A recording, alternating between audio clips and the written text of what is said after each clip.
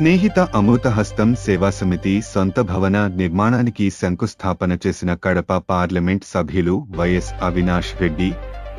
పులివెందుల పట్టణంలోని స్నేహిత అమృతహస్తం సేవా సమితి దాతల సహాయంతో సొంత భవనం ఏర్పాటు కొరకు గత కొంతకాలంగా సన్నాహాలను ప్రారంభించింది.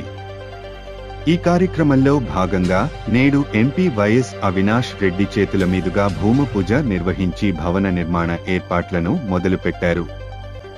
ఈ కార్యక్రమంలో మున్సిపల్ చైర్మన్ వరప్రసాద్, మాజీ మార్కెట్ యార్డ్ చైర్మన్ చిన్నప్ప, వైసీపీ నాయకులు గంగాధర్ రెడ్డి, కౌన్సిలర్లు పార్నపల్లి కిషోర్, కోడి రమణ, స్నేహిత అమృతహస్తం సేవా సమితి అధ్యక్షులు రాజు, సేవా సమితి సభ్యులు, దాతలు తదితరులు పాల్గొన్నారు.